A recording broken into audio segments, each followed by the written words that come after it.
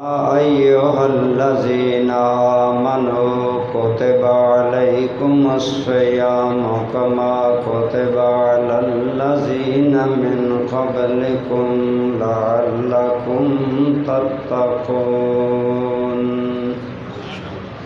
صدق الله مولانا العظيم صدق وبلغنا رسوله النبي الأمي الأمين الحبيب الكريم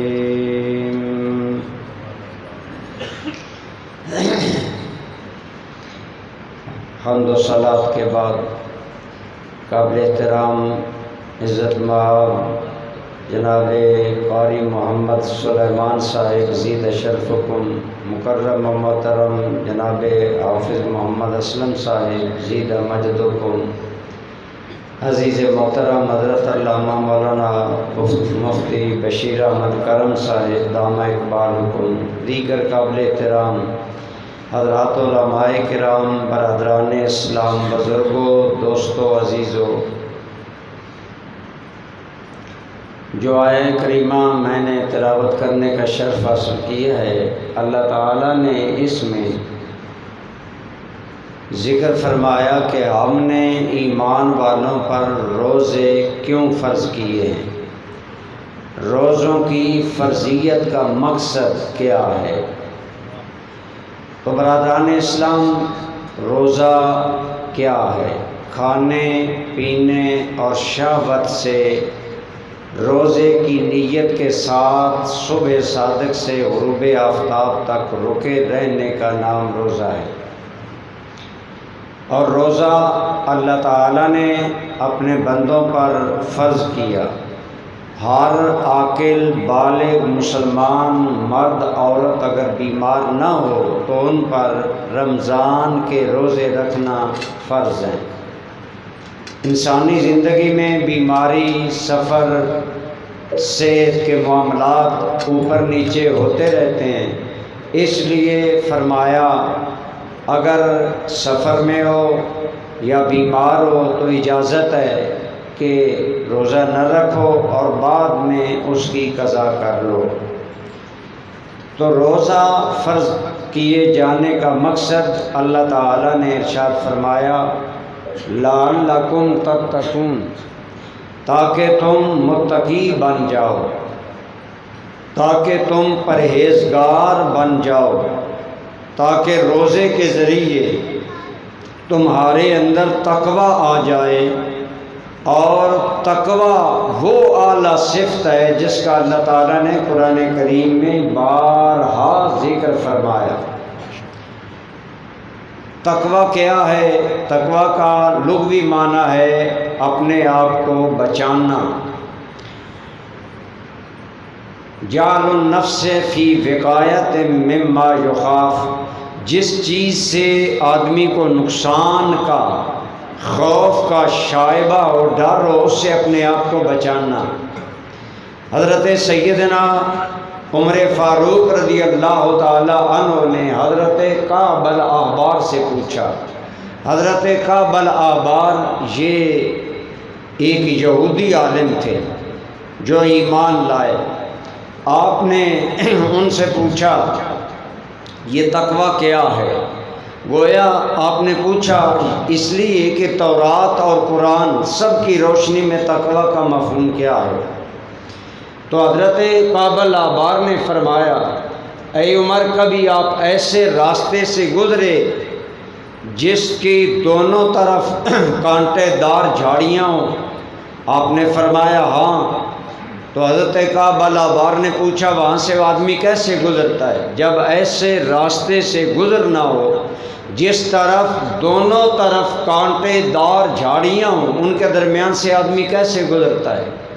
حضرت عمر فاروق رضی اللہ تعالی عنہ نے فرمایا کہ آدمی کپڑے سمیٹ کر گزرتا ہے تاکہ کپڑے کانٹوں سے الجھ کر پھٹ نہ جائیں۔ آپ نے فرمایا جیسے کانٹے دار راستے سے گزرنا پڑے، آدمی کپڑے سمیٹ لیتا ہے کہ میرے کپڑے کسی کانٹے سے الجھ کر پھٹ نہ جائیں، ایسے ہی شاہراہ حیات میں اپنے دامن عمل کو یوں سکیڑ کر گزرنا کہ کسی گناہ کے کانٹے سے الجھ نہ جائے، اس کا نام تقویٰ ہے۔ گویا تقویٰ گناہوں سے بچنے کا نام ہے، آدمی گناہ کے قریب نہ جائے۔ اللہ کریم فرماتے ہیں اے ایمان والو، ہم نے تم پر روزے فرض کیے تاکہ تم متقی بن جاؤ۔ اللہ کے خزانوں میں کوئی کمی نہیں آ جاتی کہ تمہیں روزے کا حکم دے کر خزانوں کو بچایا جاتا ہے، بلکہ تمہارا فائدہ ہے کہ روزے کے ذریعے تمہارے اندر تقویٰ پیدا ہوگا، تمہارے اندر گناہ سے بچنے کی صلاحیت پیدا ہوگی، اور یقیناً جب تم گناہوں سے بچو گے نیکیاں کرو گے، اور جب نیکیاں کرو گے تو تم اس جنت کے مستحق بن جاؤ گے جس جنت کے دروازے ہم نے پہلے رمضان کی رات کو کھول دیے ہیں۔ قرآن کریم میں آیا اللہ تعالیٰ نے جنت متقین کے لیے تیار کی ہے۔ گویا برادران اسلام، روزے کے ذریعے ہمارے اندر گناہ سے بچنے کا ملکہ پیدا ہوتا ہے۔ آپ دیکھیں حضور سیدی ضیاء الامت رحمۃ اللہ تعالیٰ علیہ نے بڑے حسین انداز میں یہ بات سمجھائی ہے ضیاء القرآن میں۔ آپ فرماتے ہیں، آپ غور کریں، روزے کی حالت میں آپ حلال کھانا بھی نہیں کھاتے۔ روٹی کھانا ہمارے لیے حلال ہے، گوشت، اسی طرح باقی حلال چیزیں، مشروبات، لیکن حلال چیزیں جو عام حالات میں ہم استعمال کرتے ہیں، کھاتے ہیں، پیتے ہیں، روزے کی حالت میں ہم ان کے قریب نہیں جاتے۔ روزے کی حالت میں ہم کھانا نہیں کھاتے، ہم سالن نہیں کھاتے، شدید پیاس کے باوجود ہم ٹھنڈے مشروبات نہیں پیتے۔ تو آپ فرماتے ہیں روزے کی حالت میں ایک بندہ مومن حلال چیزوں کے قریب اس لیے نہیں جاتا کہ میرے اللہ نے منع کیا ہے، میں نے صبح صادق سے لے کر غروب آفتاب تک کھانا نہیں کھانا، پانی نہیں پینا، اپنی منکوحہ بیوی کو بھی شہوت سے نہیں دیکھنا، تو حلال چیزیں جو تھیں ان کے قریب بھی بندہ نہیں جاتا، میرے اللہ نے منع کیا۔ تو آپ فرماتے ہیں لگاتار 1 ماہ تک تمہیں اس بات کا عادی بنایا جاتا ہے کہ جب تو حلال چیزوں کے قریب بھی نہیں جا رہا اس لیے کہ اللہ نے منع کیا ہے، تو پھر رمضان کے بعد وہ چیزیں جن سے اللہ نے ہمیشہ کے لیے منع کیا ہے، جو حرام ہیں، شراب ہے، سود ہے، جوا ہے اور حرام کام ہیں، ان کے قریب پھر رمضان کے بعد تیرے لیے جانا کیسے جائز ہو؟ تو گویا 1 مہینہ مشق کروائی جاتی ہے کہ بندہ اللہ تعالیٰ کی اطاعت کا عادی بن جائے، اللہ تعالیٰ کی فرما برداری کا عادی بن جائے اور گناہوں سے بچنے کا عادی بن جائے۔ جب بندہ بار بار یہ عمل کرتا ہے، اگر تھوڑا سا سوچے تو پھر رمضان کے بعد منع کاموں سے، حرام کاموں سے بندے کے لیے بچنا آسان ہو جاتا ہے۔ یوں اسلام اہل ایمان کی روزے کے ذریعے یہ تربیت کرتا ہے کہ ان کے اندر حرام کاموں سے بچنے کا ملکہ پیدا ہو جائے اور یہ جذبہ پیدا ہو جائے۔ اور یقیناً روزے کے ذریعے ہمارا جو تعلق اپنے اللہ سے قائم ہوتا ہے، ایماندار کا اصل تعلق تو اپنے اللہ سے ہے، جس اللہ کے لیے روزہ رکھتا ہے بندہ۔ دیکھیں اگر ایک آدمی لوگوں پر ظاہر کرے میرا روزہ ہے لیکن اندر جا کر اکیلا کھا پی لے، لوگوں کو کیا پتہ؟ ایک آدمی کلی کرتے ہوئے وضو کا پانی گلے میں اتار لے، عام بندے کو کیا پتہ؟ اسی لیے روزے کے بارے میں حدیث قدسی ہے، اللہ کریم نے فرمایا الصوم لی وانا اجزی بہ او اجزا بہ، روزہ صرف میرے لیے ہے، یعنی روزہ صرف اللہ اور بندے کے درمیان راز ہے۔ اللہ ہی جانتا ہے کہ روزے دار کیا کر رہا ہے، اور روزے دار بھی پابندی یقیناً اسی لیے کرتا ہے۔ میں نے عرض کیا وضو کرتے ہوئے ہم بڑی احتیاط سے پانی منہ میں گھماتے ہیں اور ایک قطرہ بھی اندر نہیں جانے دیتے۔ کیوں؟ ہمارا عقیدہ ہے کہ اگر ایک قطرہ پانی کا ہمارے گلے سے نیچے چلا جائے گا تو ہمارا اللہ اسے جانتا ہے۔ اور یہی سبق روزے کے ذریعے ہمیں مضبوط کرایا جاتا ہے کہ بندہ مومن اس حقیقت کو دل کی گہرائیوں میں اتار لے کہ میرے ہر عمل سے میرا اللہ آگاہ ہے اور میرا اللہ میرے عمل کو جانتا ہے۔ یہی اصل توحید ہے۔ اسی لیے غالباً مولانا محمد علی جوہر نے کہا تھا کہ توحید تو یہ ہے کہ خدا حشر میں کہہ دے، توحید تو یہ ہے کہ خدا حشر میں کہہ دے، یہ بندہ تو عالم میں خفا میرے لیے تھا۔ کوئی دیکھے نہ دیکھے، کوئی جانے نہ جانے، میرا اللہ جانتا ہے، میرا اللہ دیکھ رہا ہے میں کیا کر رہا ہوں۔ یہ سبق روزہ ایماندار کے دل میں مضبوط کرتا ہے، جسے ہم کہتے ہیں ایمان باللہ، اللہ پر مضبوط ایمان۔ جب یہ ایمان مضبوط ہو جاتا ہے پھر معاشرے سے برائیاں ختم ہونا شروع ہو جاتی ہیں۔ آج رمضان کے باوجود رمضان آتا ہے، ہمارے معاملات میں گڑبڑ رہتی ہے، ہمارے دکاندار ریٹ بڑھا لیتے ہیں، بلا وجہ لوگوں کی مجبوری سے فائدہ اٹھایا جاتا ہے کہ لوگوں نے تو فروٹ خریدنا ہی خریدنا ہے لہذا ریٹ بڑھا لیے جائیں، لوگوں نے کپڑا خریدنا ہی خریدنا ہے لہذا یہ ہماری حرکتیں وہ ہیں جو ایمان باللہ ہمارا مضبوط نہیں ہوا۔ اگر اللہ پر ہمارا ایمان مضبوط ہو جائے اور ہم یہ سمجھیں میرے ہم ہر عمل سے میرا اللہ آگاہ ہے اور دیکھ رہا ہے، تو پھر بندہ ملاوٹ نہیں کرتا، بندہ خیانت نہیں کرتا، بندہ ڈبلنگ نہیں کرتا، یہاں بات اور وہاں بات اور، بلکہ بندہ ہر حال میں سمجھتا ہے کہ میرا اللہ میرے عمل سے آگاہ ہے۔ وہ مشہور آپ نے واقعہ حضرت عمر کا سنا کہ رات کے وقت آپ مدینہ کی گلیوں میں پھر رہے تھے، ایک ماں بچی کو کہہ رہی تھی بچی آج دودھ تھوڑا ہے، پانی ملا دو مقدار بڑھ جائے ہمیں زیادہ پیسے ملیں گے۔ بچی بولی امی امیر مومنین جناب عمر نے منع کیا ہے دودھ میں پانی ملانے سے، میں نہیں ملاؤں گی، لیکن ماں بڑی ہے، ہم جب بڑے ہو جاتے ہیں ہم گناہوں کے دروازے خود کھول لیتے ہیں اور برائیوں کے ہم اسباب خود تلاش کر لیتے ہیں۔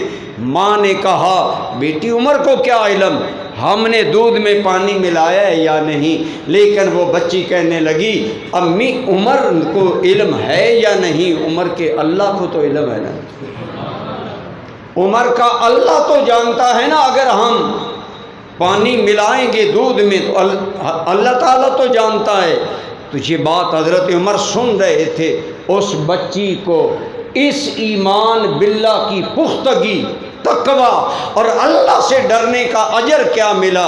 اللہ فرماتا ہے جو بندہ وَمَن يَتَّقِ اللَّهَ يَجْعَل لَّهُ مَخْرَجًا وَيَرْزُقْهُ مِنْ حَيْثُ لَا يَحْتَسِبُ، جو بندہ جتنا زیادہ تقوی اختیار کرتا ہے اللہ تعالیٰ اتنا اس کے لیے مشکلیں آسان فرما دیتا ہے، مشکل سے مشکل باتوں سے نکلنے کا اللہ راستہ پیدا کر دیتا ہے، بشرطے کہ بندہ ذاتی زندگی میں اللہ سے ڈرتا ہو۔ حضرت عمر یہ سن رہے تھے تو اس بچی کو انعام یہ ملا کہ لاکھوں مربع میل کا امام وقت، بادشاہ وقت عمر اگلے دن اس بچی کے رشتہ کے لیے پیغام بھیج دے کہ ہم اپنے بچے کے لیے اس بچی کا رشتہ مانگتے ہیں۔ وہ گھر والے حیران ہو گئے، ہم بے نام لوگ، ہم گمنام لوگ، ہماری حیثیت کوئی نہیں، اور حضرت عمر اپنے بیٹے کے لیے ہماری بچی کا رشتہ مانگ رہا ہے۔ حضرت عمر نے فرمایا رشتہ طلب کرنے کی ایک ہی وجہ ہے، تمہاری بچی کا ایمان باللہ، اللہ سے ڈرنا اور اللہ پر یہ اعتماد کہ میرا اللہ میرے اس عمل کو جانتا ہے۔ برادران اسلام، روزہ یہی بات ہمارے اندر پیدا کرتا ہے کہ ہم 7 کوٹھڑیوں میں بھی ہوں، ہمارا اللہ دیکھ رہا ہے، ہم نے کوئی چیز نہیں کھانی، ہم نے کوئی چیز نہیں پینی، ہم نے اپنی نیت میں کوئی رد و بدل نہیں کرنا۔ جب بندہ مومن یوں اللہ کے لیے خالص ہو جاتا ہے، روزہ بندے کے اندر یوں تقویٰ پیدا کرتا ہے۔ جب یہ تقویٰ پیدا ہوتا ہے، اسی لیے روزے کا مقام بھی زیادہ ہے، روزے کا اجر بھی زیادہ ہے۔ حدیث پاک میں آیا اور سارے عملوں کا بدلہ فرشتے دیں گے، روزے کا بدلہ اور اجر خود اللہ تعالیٰ عطا فرمائے۔ اور ایک اس کا ترجمہ محدثین نے یہ کیا کہ اللہ کریم فرماتے ہیں روزہ صرف میرے لیے ہے، صرف میں جانتا ہوں میرے اس بندے کا روزہ ہے یا نہیں۔ جب بندہ اتنا اندر سے میرے لیے خالص ہوتا ہے، انا اجزا بہی، میری ذات اس بندے کا بدلہ بنے گا۔ اور ذات بدلہ کیسے بنے گا؟ علماء فرماتے ہیں اللہ تعالیٰ روزے دار کو قیامت کے دن اپنا دیدار عطا فرمائیں گے۔ اللہ فرمائے گا اے میرے بندے، 7 کوٹھڑیوں میں تو مجھے دیکھ رہا تھا کہ میرا اللہ جانتا ہے میں گلے میں پانی اتار رہا ہوں یا نہیں، میں کوئی چیز کھا رہا ہوں یا نہیں۔ جب تو نے مجھے دل کی ان گہرائیوں سے مانا، آج تیرے اس روزے کے عمل کا بدلہ جنت کی حوریں، جنت کی نہریں تو ہوں گی، لیکن اعلیٰ درجہ یہ ہے کہ ہم اپنے بندے کو اپنا دیدار عطا فرمائیں۔ اور اللہ کے دیدار سے یاد رکھیں بڑی کوئی نعمت نہیں جو کسی کو مل سکتی ہے اور وہ روزے داروں کو ملے گی۔ برادران اسلام، اس لیے ہمیں روزے کو ان مقاصد کے تحت رکھنا چاہیے۔ جو روزہ رکھتے ہیں وہ روزے کے آداب مد نظر رکھیں، یعنی روزہ صرف کھانے پینے اور شہوت سے رکنے کا نام نہیں، بلکہ روزہ ہر گناہ سے رکنے کا نام ہے۔ اگر ایک آدمی کا روزہ ہے اور وہ اندر بیٹھا موبائل پر سارا دن بے حیا فلمیں دیکھتا رہتا ہے، یا فیس بک پر وہ بے حیائی کے مناظر چیک کرتا رہتا ہے، وہ روزے کے آداب نہیں پورے کر رہا۔ اگر ایک آدمی روزے میں ہے لیکن روزہ رکھ کر کھانا تو نہیں کھا رہا، لیکن مسلمان بھائی کی غیبت کر رہا ہے، اور مسلمان بھائی کی غیبت کو قرآن نے مسلمان بھائی کا کچا گوشت کھانے کو کہا، وَلَا يَغْتَبْ بَعْضُكُمْ بَعْضًا أَيُحِبُّ أَحَدُكُمْ أَن يَأْكُلَ لَحْمَ أَخِيهِ مَيْتًا فَكَرِهْتُمُوهُ۔ اے لوگو، اپنے بھائیوں کی غیبت ہرگز نہ کیا کرو۔ کیا تم پسند کرتے ہو کہ تم اپنے کسی بھائی کا کچا گوشت کھاؤ، حالانکہ تم پسند نہیں کرتے کچا گوشت کسی کا کھانا؟ اسی لیے شب معراج حضور نبی رحمت صلی اللہ علیہ وسلم کو دکھلایا گیا کہ ایک قوم کے ناخن تانبے کے ہیں، لمبے لمبے بڑے ہوئے، اور وہ اپنے چہرے کا گوشت نوچ رہے ہیں، اور نوچ کر چہرے کا گوشت انہیں کھانے پر ملائکہ مجبور کر رہے ہیں۔ جبریل امین بولے یا رسول اللہ صلی اللہ علیہ وسلم، یہ ان لوگوں کی مثال ہے جو دنیا میں مسلمان بھائیوں کی غیبت کرتے تھے، آج انہیں اپنے چہرے کا گوشت کاٹ کھانے کا، کچا گوشت کھانے کا حکم دیا جا رہا ہے۔ تو عرض یہ ہے دوستو، روزہ تقوی کا نام ہے، تقوی ہے گناہوں سے بچنا۔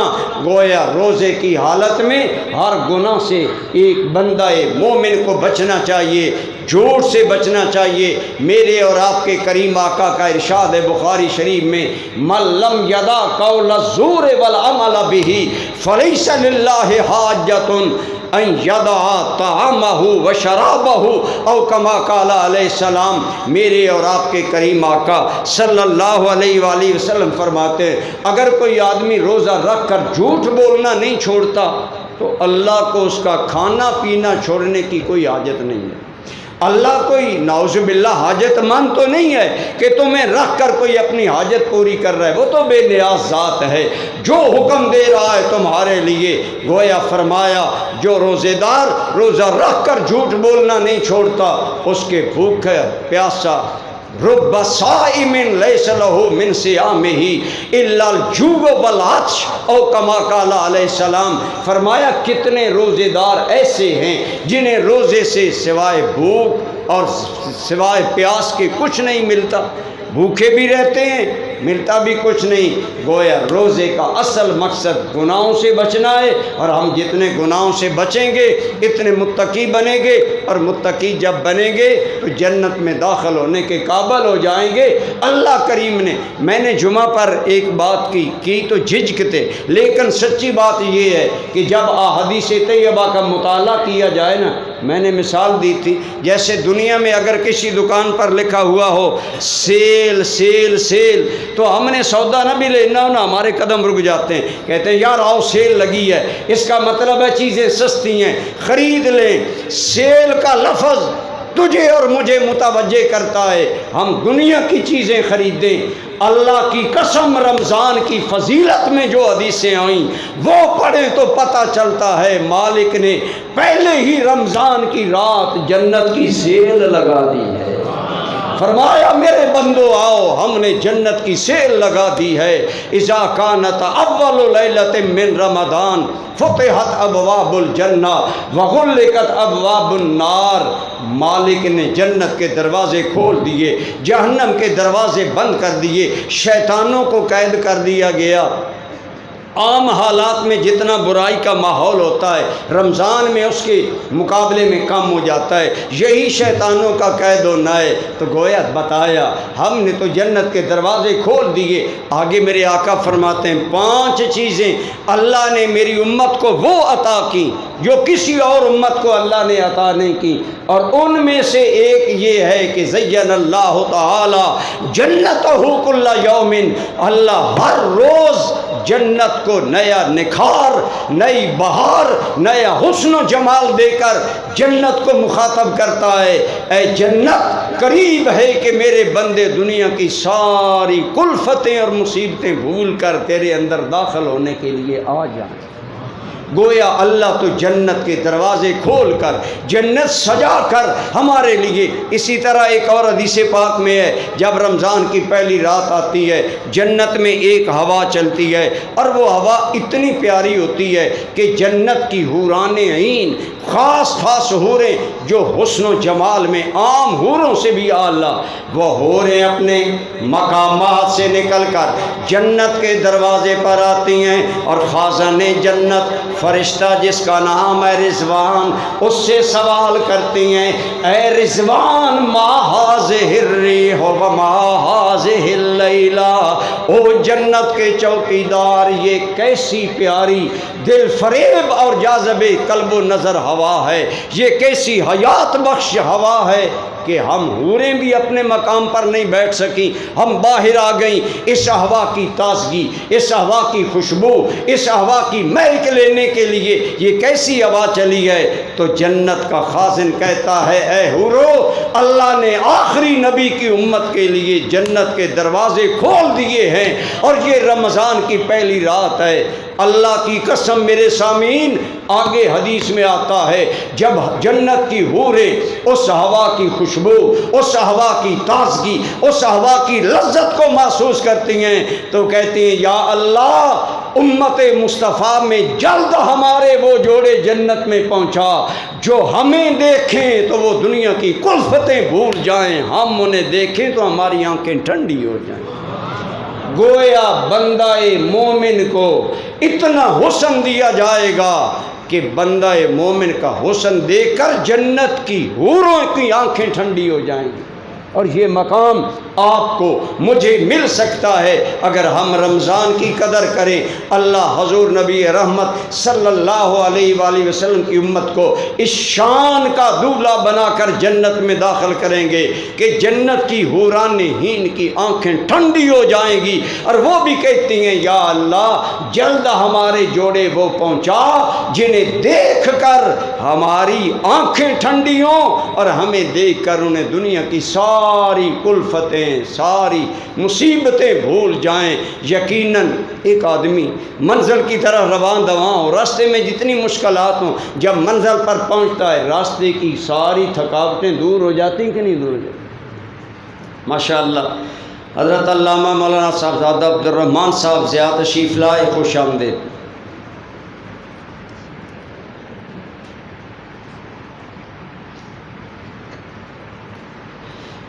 تو برادران اسلام میں کر رہا تھا اللہ تعالیٰ نے تو جنت کی سیل لگا رکھی ہے، اب ہمیں چاہیے قدم بڑھائیں، رمضان کی قدر کریں، روزہ رکھ کر اپنے اندر تقوی پیدا کریں۔ اللہ نے فرمایا اعدت للمتقین، جنت میں نے تو متقین کے لیے بنائی ہے، اور روزہ تمہارے اندر تقوی پیدا کر کے تمہیں متقی بنائے گا۔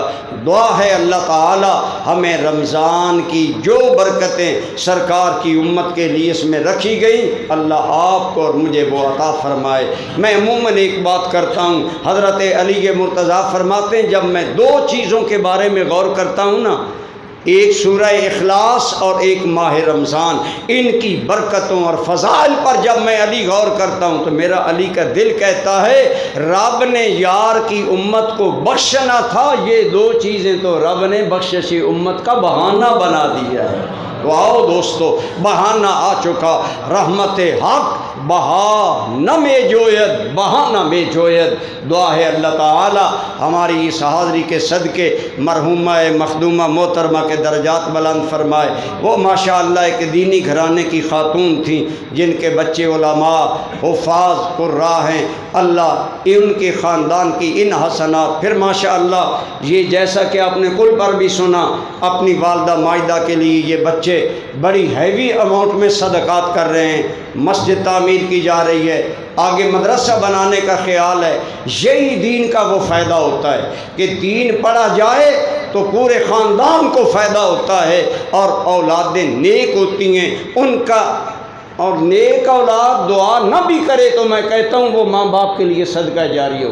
میں نے یہ تقریر کی، اگر میرے رب کریم کی بارگاہ میں یہ میری تقریر قبول ہے، میں اس کا ثواب ماں باپ کو تو نہیں پہنچاؤں گا، آج تو مرحومہ محترمہ کو پہنچاؤں گا، لیکن آٹومیٹیکلی میرے والدین کے درجات بلند ہو جائیں۔